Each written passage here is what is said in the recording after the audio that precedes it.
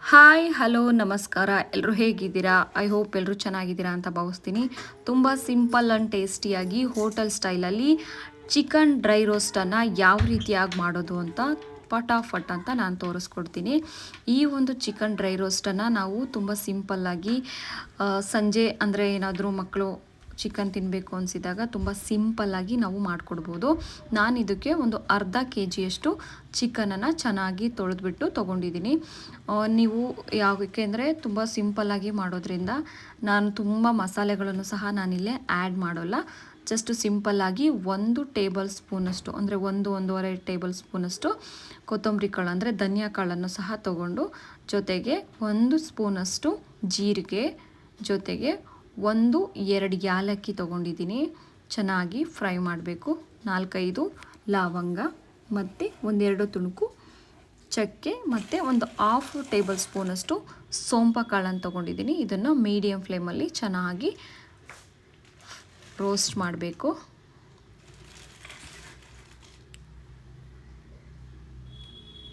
ಮತ್ತು ನಾನಿಲ್ಲಿ ಒಂದು 5-6 ಒಣ ಮೆಣಸಿಕಾಯಿ ತೊಗೊಂಡಿದ್ದೀನಿ.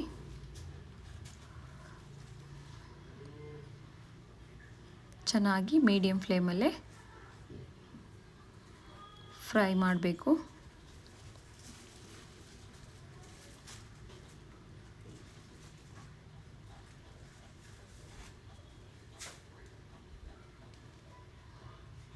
ಆಲ್ಮೋಸ್ಟ್ ಆಲ್ ಚೆನ್ನಾಗಿ ಫ್ರೈ ಆಯಿತು, ಗೊತ್ತಾಗ್ಬಿಡುತ್ತೆ ಅದರ ಸ್ಮೆಲ್ ಬಂದ ತಕ್ಷಣ ಆಲ್ಮೋಸ್ಟ್ ಆಲು ಚೆನ್ನಾಗಿ ಹುರಿದಿದೆ ಅಂತ.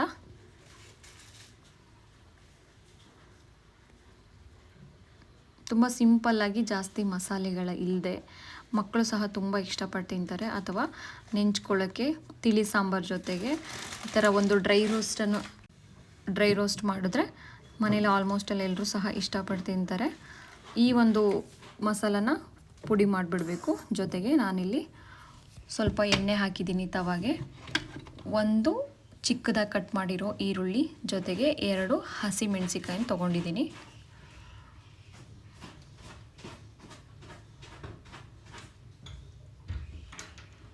ಮೀಡಿಯಮ್ ಫ್ಲೇಮಲ್ಲಿ ಈರುಳ್ಳಿ ಹಸಿ ವಾಸನೆ ಹೋಗೋವರೆಗೂ ಚೆನ್ನಾಗಿ ಫ್ರೈ ಮಾಡಬೇಕು. ಇದ್ರ ನಡುವೆ 1-2 ಎಸಳಷ್ಟು ಕರಿಬೇವು ತೊಗೊಂಡಿದ್ದೀನಿ.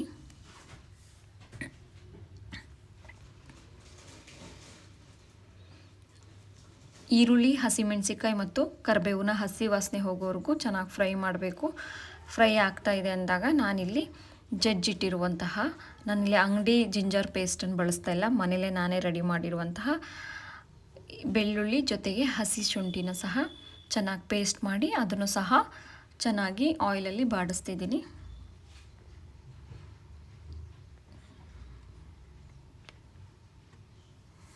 ಆಲ್ಮೋಸ್ಟ್ ಆಲ್ ಚೆನ್ನಾಗಿ ಫ್ರೈ ಆಗಿದೆ, ನೋಡ್ತಾ ಇದ್ದೀರಾ. ಹಸಿ ವಾಸನೆ ಹೋಗಿ ತುಂಬ ಚೆನ್ನಾಗಿ ಡ್ರೈಯಾಗಿ ಫ್ರೈ ಆಗಿದೆ.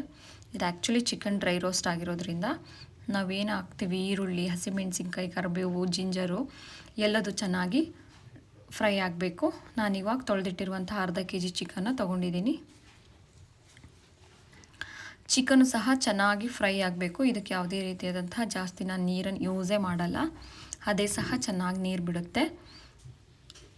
ನೋಡಿದ್ರಲ್ಲ, ಆಲ್ಮೋಸ್ಟ್ ಆಲ್ ಚಿಕನ್ ಸ್ವಲ್ಪ ಫ್ರೈ ಆಯಿತು. ನಾನಿವಾಗ ರುಚಿಗೆ ತಕ್ಕಷ್ಟು ಉಪ್ಪು ಜೊತೆಗೆ ಸ್ವಲ್ಪ ಅರಿಶಿಣದ ಪುಡಿಯನ್ನು ಸಹ ಬಳಸ್ತಾ ಇದ್ದೀನಿ.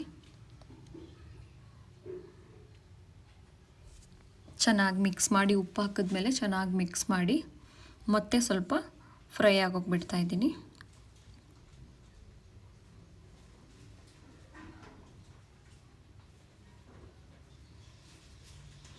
ನೋಡಿ, ಚೆನ್ನಾಗಿ ಮಿಕ್ಸ್ ಆಗಿದೆ.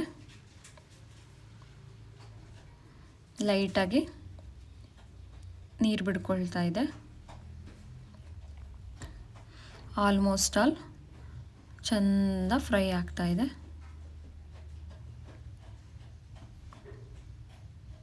ಸ್ವಲ್ಪ ಕ್ಲೋಸ್ ಮಾಡಿಬಿಟ್ಟು ಚೆನ್ನಾಗಿ ಬೇಯಿಸ್ಕೊಬಿಡಬೇಕು.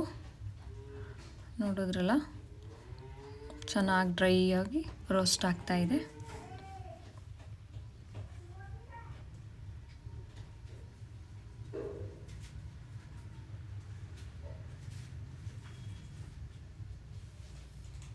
ನಾನಿವಾಗ ಸ್ವಲ್ಪ ಪೆಪ್ಪರ್ ಪೌಡ್ರು ತೊಗೊಂಡಿದ್ದೀನಿ. ಒಂದು ಹಾಫು ಟೇಬಲ್ ಸ್ಪೂನು ಪೆಪ್ಪರು, ಜೊತೆಗೆ ಮೊದಲೇದಾಗಿ ಧನಿಯಾ, ಒಣಮೆಣಸಿಕಾಯಿ, ಜೀರಿಗೆ, ಲವಂಗ, ಏಲಕ್ಕಿ, ಚಕ್ಕೆ, ಏನು ಸೋಂಪು ಕಾಳು ತೊಗೊಂಡಿದ್ದು ಅದನ್ನು ಚೆನ್ನಾಗಿ ಮಿಕ್ಸ್ ಮಾಡ್ಕೊಂಡಿದ್ದೆ. ಮಿಕ್ಸಿಲಿ ಗ್ರೈಂಡ್ ಮಾಡ್ಕೊಂಡಿದ್ವಿ. ಈಗ ಅದನ್ನು ಸಹ ಪುಡಿನ ಆ್ಯಡ್ ಮಾಡಿ ಚೆನ್ನಾಗಿ ಮಿಕ್ಸ್ ಮಾಡಿ ಫೈನಲ್ ಟಚಪ್ ಕೊತ್ತಂಬರಿ ಸೊಪ್ಪನ್ನ ಆ್ಯಡ್ ಮಾಡಿ ಮತ್ತೆ ಲಿಡ್ ಕ್ಲೋಸ್ ಮಾಡಿ ಸ್ವಲ್ಪ ಚೆನ್ನಾಗಿ ಡ್ರೈ ಮಾಡ್ತಾಯಿದ್ದೀನಿ.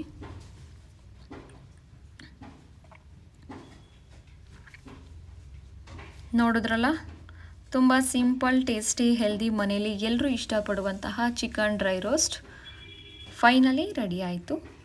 ಇದನ್ನು ಚಪಾತಿ, ರೊಟ್ಟಿ ಜೊತೆಗೆ ಅನ್ನ ಮತ್ತು ತಿಳಿ ಸಾಂಬಾರು ಜೊತೆಗೆ ಒಳ್ಳೆ ಕಾಂಬಿನೇಷನ್ ಮಾಡ್ಬೋದು.